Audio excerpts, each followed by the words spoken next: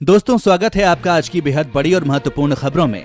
आज हम आपको लॉकडाउन 5 व देश भर से जुड़ी तमाम बड़ी खबरें बताने वाले हैं, इसलिए वीडियो में हमारे साथ अंत तक बने रहिए। इसी के साथ भारत में चीनी बीमारी से संक्रमितों का आंकड़ा भी जान लेते हैं। भारत में कोरोना महामारी के मरीजों की संख्या 2,77,000 से अधिक हो चुकी है। इनमें से 1,34,000 से अधिक लोगों का अभी भी इलाज चल रहा है, जबकि 1,35,000 से अधिक लोग महामारी को हरा चुके हैं और 7,750 से अधिक लोगों की इस महामारी से मौत हो चुकी है और इन आंकड़ों में लगातार बढ़ोतरी हो रही है। चलिए इसी के साथ बढ़ते हैं आज की हेडलाइंस की तरफ, जहां आगे आप देखेंगे स्कूल खुलने पर ऑड इवन के साथ 2 शिफ्टों में शुरू हो सकती है बच्चों की पढ़ाई, जाने सारी डिटेल।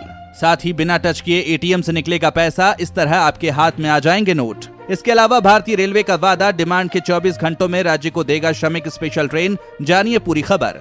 साथ ही देखेंगे भारत में 50 लाख के पार पहुंची कोरोना टेस्ट की संख्या, कुल टेस्टिंग में दुनिया में चौथा नंबर। और भारत चीन सीमा पर हालात सामान्य बनाने के लिए उठा रहे कदम, चीनी अधिकारी, जानेंगे पूरी खबर। साथ ही साथ 10वीं 12वीं पास के लिए निकली नौकरी, 25,000 से ज्यादा सैलरी, जल्दी करें आवेदन। हर खबर को विस्तार से जानने के लिए बने रहिए हमारे साथ। लेकिन उससे पहले दोस्तों, वीडियो को लाइक जरूर करें। आपका एक लाइक करना ही हमारी मेहनत का फल होता है, तो लाइक करना बिल्कुल भी ना भूलें।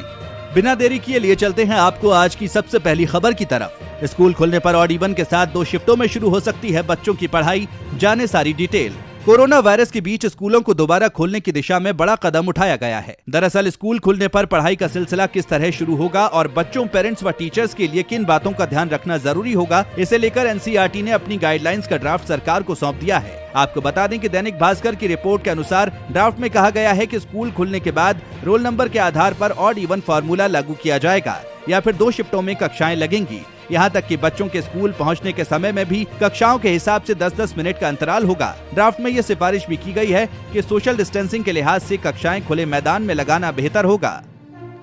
बिना टच किए एटीएम से निकलेगा पैसा, इस तरह आपके हाथ में आ जाएंगे नोट। एटीएम कार्ड धारक अब बिना एटीएम की स्क्रीन और बटन को छुए भी पैसा निकाल सकेंगे। इसके लिए सिर्फ उन्हें स्क्रीन पर एक क्यूआर कोड स्कैन करना होगा। दरअसल एजीएस ट्रांजैक्ट टेक्नोलॉजी नाम की एक कंपनी ने एक नया सॉफ्टवेयर बनाया है, जिसकी मदद से कोई भी व्यक्ति बिना एटीएम मशीन को छुए पैसे निकाल सकता है। आपको बता दें कि इसके लिए आपको सबसे पहले अपने बैंक के मोबाइल एप्लीकेशन को डाउनलोड करना होगा और ऐप के माध्यम से एटीएम के स्क्रीन पर दिख रहे क्यूआर कोड को स्कैन करना होगा। फिलहाल एजीएसटीटीएल इच्छुक बैंकों को इस सॉफ्टवेयर का डेमो दे रहा है।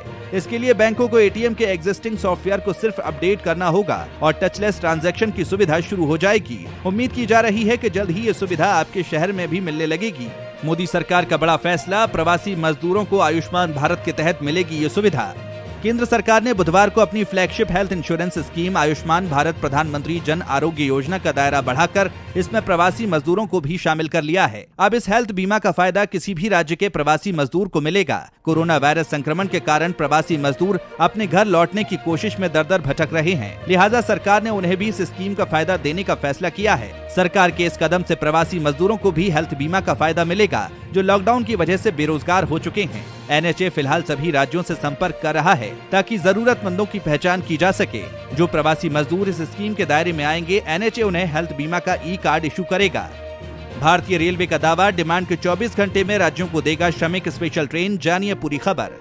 दरअसल दोस्तों, भारतीय रेलवे कोरोना के दौर में लोगों की सुविधाजनक यात्रा के लिए सभी दिशा निर्देशों का पालन करते हुए श्रमिक स्पेशल ट्रेन चला रहा है। कोरोना संकट के समय में भारतीय रेल ने अब तक लगभग 60 लाख श्रमिकों को उनके गृह राज्य पहुंचाया है। भारतीय रेलवे राज्यों की मांग के आधार पर श्रमिक स्पेशल ट्रेनें चला रहा है। आपको बता दें कि रेलवे बोर्ड के चेयरमैन ने कहा है कि प्रवासियों को उनके घर पहुंचाने के लिए जितनी ट्रेनों की आवश्यकता होगी, राज्य की मांग पर 24 घंटे के अंदर उपलब्ध करवाई जाएंगी। उन्होंने सभी राज्यों के मुख्य सचिव को पत्र लिखकर कहा है कि वो 10 जून तक प्रवासी श्रमिकों की आवश्यकता के मुताबिक ट्रेनों, संबंधित स्टेशनों और रूट की जानकारियां दे, जिससे उसी के अनुरूप अतिरिक्त श्रमिक स्पेशल ट्रेनों का संचालन शुरू किया जा सके। रेलवे बोर्ड के चेयरमैन ने भविष्य में जरूरत पड़ने पर अधिक श्रमिक स्पेशल ट्रेन उपलब्ध कराने का आश्वासन दिया है।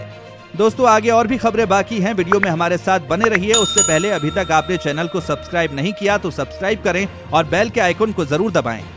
भारत में 50 लाख के पार पहुंची कोरोना टेस्ट की संख्या, कुल टेस्टिंग में दुनिया में चौथा नंबर। दोस्तों, आपको बता दें कि भारत में कोरोना वायरस के मामले तेजी से बढ़ रहे हैं और अब कुल केस की संख्या 2,76,000 से अधिक हो गई है। पिछले 24 घंटे में देश में करीब 10,000 मामले सामने आए हैं। इस बीच अब देश में कोरोना वायरस के कुल 50 लाख से अधिक टेस्ट किए जा चुके हैं। आईसीएमआर के आंकड़ों के अनुसार अब तक भारत में 50,61,332 टेस्ट हो चुके हैं।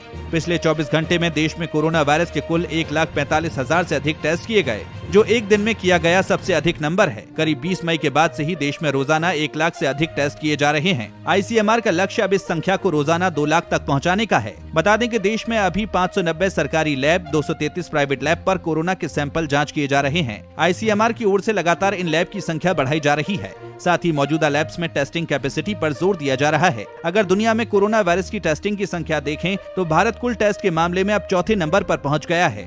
अब तक अमेरिका में सबसे अधिक 2.2 करोड़ टेस्ट हुए हैं। वहां रोजाना करीब 5 लाख टेस्ट किए जा रहे हैं। अगले 6 महीने में 10 लाख लोगों को रोजगार देने की कार्य योजना तैयार, मुख्यमंत्री योगी।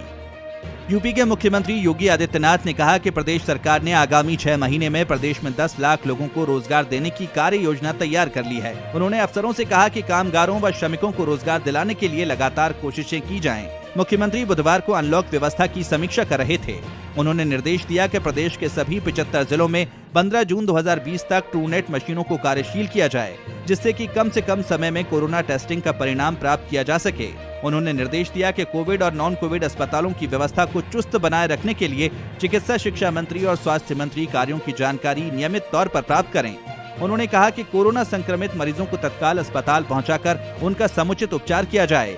अस्पतालों में अपनी शिफ्ट के दौरान डॉक्टर कम से कम 2 बार राउंड लें। उन्होंने अस्पतालों को साफ सुथरा बनाए जाने और रोगियों को अच्छा भोजन व दवा उपलब्ध कराने के दिशा निर्देश दिए। रक्षा मंत्रालय में 10वीं 12वीं पास के लिए नौकरी, 25,000 से ज्यादा सैलरी, जल्दी करें आवेदन।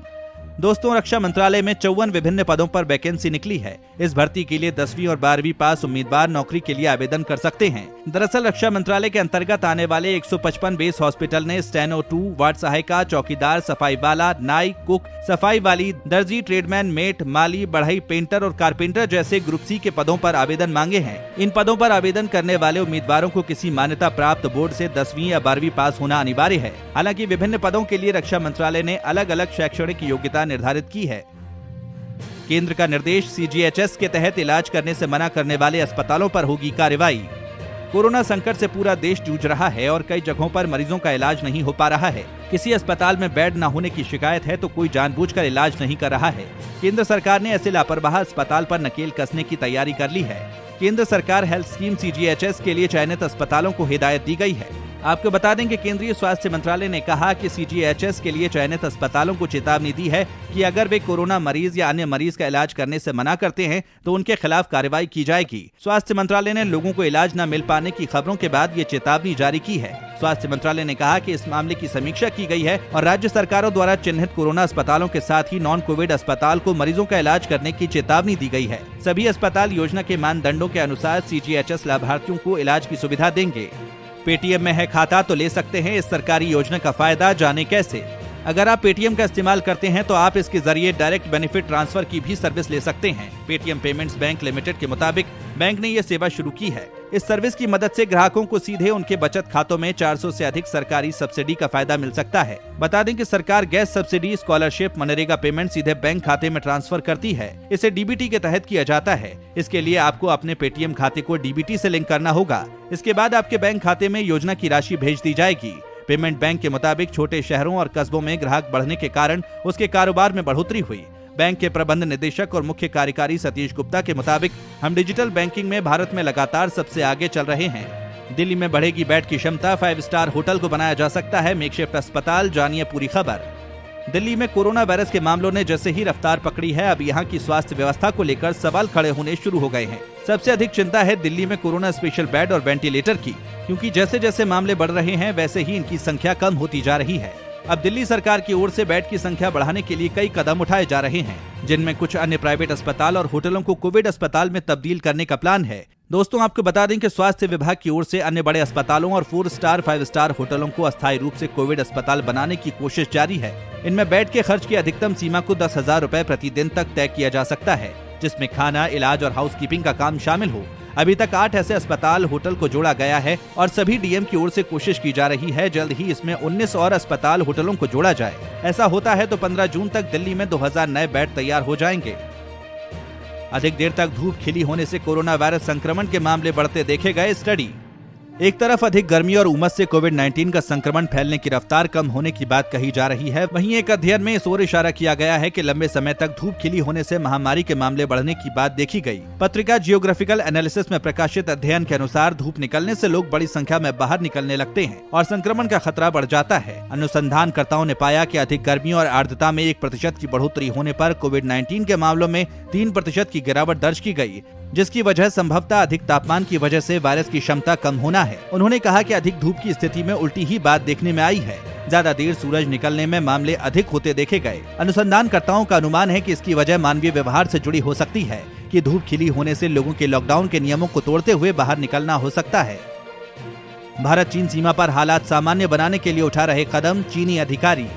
चीन ने बुधवार को कहा कि सीमा पर हालात सामान्य बनाने के मकसद से 6 जून को दोनों देशों के वरिष्ठ सैन्य अधिकारियों के बीच हुई सकारात्मक बातचीत के आधार पर भारतीय और चीनी सैनिकों ने कदम उठाने शुरू कर दिए हैं। चीन के विदेश मंत्रालय की एक प्रवक्ता ने इस बारे में बताया कि एक दिन पहले नई दिल्ली में अधिकारियों ने कहा कि बुधवार को सैन्य वार्ता के दूसरे दौर के पहले शांतिपूर्ण तरीके से सीमा गतिरोध को खत्म करने के इरादे से भारत और चीन की सेना ने पूर्वी लद्दाख के कुछ इलाकों से पीछे हटने का फैसला किया है। उन खबरों के बारे में पूछे जाने पर कि क्या दोनों तरफ के जवान अपनी पुरानी स्थिति की तरफ लौट रहे हैं, चीन के विदेश मंत्रालय की प्रवक्ता हुआ चुनिंग ने संवाददाता सम्मेलन में बताया कि सीमा पर स्थिति सहज बनाने के लिए दोनों तरफ से कदम उठाए जा रहे हैं। उन्होंने कहा कि हाल ही में चीन और भारत के बीच कूटनीतिक और सैन्य माध्यम से सीमा पर स्थिति के बारे में प्रभावी बातचीत हुई और सकारात्मक सहमति बनी। प्रवक्ता ने कहा कि सीमा पर स्थिति सहज बनाने के लिए दोनों देश आपस में बनी सहमति के आधार पर कदम उठा रहे हैं। तो दोस्तों, ये थी आज की कुछ महत्वपूर्ण और ताज़ा खबरें। उम्मीद करते हैं इससे आपको काफी कुछ महत्वपूर्ण जानकारी मिली होगी। बस इसके बदले में आपसे इतना चाहते हैं कि आप इस वीडियो को अपने सभी दोस्तों रिश्तेदारों के साथ फेसबुक व्हाट्सएप पर जरूर शेयर करें, जिससे वो दिन भर की बड़ी खबरों से अपडेट रह